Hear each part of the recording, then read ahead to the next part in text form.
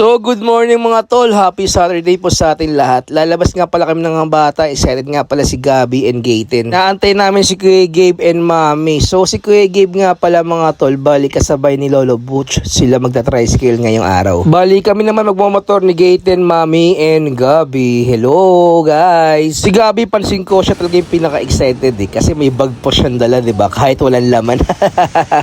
Manang-mana yan sa nanay mga tol, hindi mapakal sa bahay. Dapat kailangan lag nga alis o kaya lag may ginagawa. Hehe, joke lang. So nilulubos-lubos lang namin yung mga araw na meron kaming free time para makapasyal kami ng mga anak ko. So ayan mga tol, dito lang kami sa may Santa Lucia. Malapit lang sa bahay to Ayun lang kagandahan mga tol na malapit lang yung bahay nyo sa mall. Pero maghahastos mga tol kasi di ba lalabas kayo, kakain pa kayo sa labas. Pero ayos lang mga tol, at least nakapasyal yung mga anak ko, di ba? So ayan mga tol, si Gaten kulit. Akala mo playground yung mall. Kasama nga rin pala namin si Lolo Butch mga tol para makapasyal din naman si Lolo, di ba? So sasamahan namin siya mga tol para bumili ng kanyang bagong cellphone. So ay nagtanong nga pala kami mga tol kung ano bang available na pwedeng mabili o pwede niya magamit na telepono. Habang nag-aantay kayo mga tol, si Gabi nakita na naman yung playground mga tol. Hindi na naman mapakali. So ayan, diretso takbo, pinuntahan yung mga walker. Kala ko okay na mga tol tamang pahinga lang muna tapos tatakbo ulit yung mga tol. Tignan nyo, di ba? So ayan mga tol, yung walker talaga trip niya Dito akala ko okay lang siya maglakad pero mga tol sobrang kulit, lahat hinahawakan. Kaya ay mga tol, tumatakbo siya, hindi ko mahabol. Ang bilis, sobra.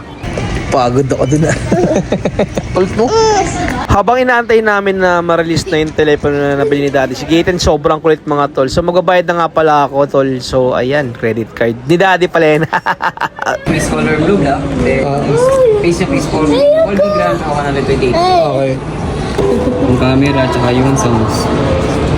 Pwede lang po sa zoom, zoom out. Pwede naman po yung zoom. So okay na nga pala yung cellphone na nabili ni Daddy mga tol. Kakain naman tayo sa labas. So ayan mga tol, excited na yung mga bata, di ba?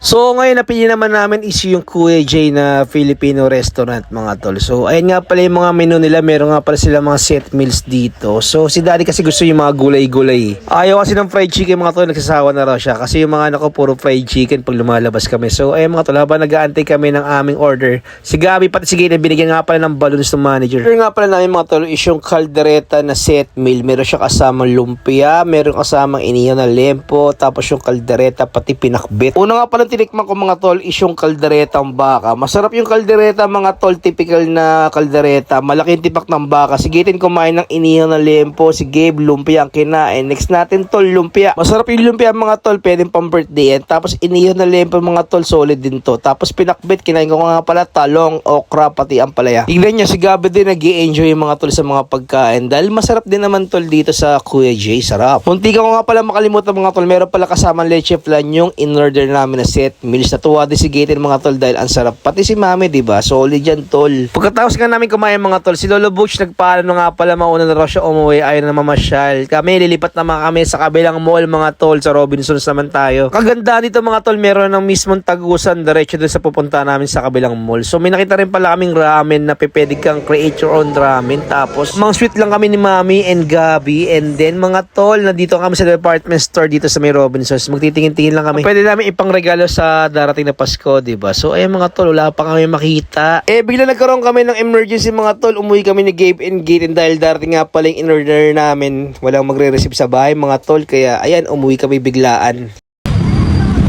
Game na! The love. Wala. Bye-bye, the love. So ayun guys, magpapaano nga pala kami. So ano, next time ulit. Bye-bye. Nyap!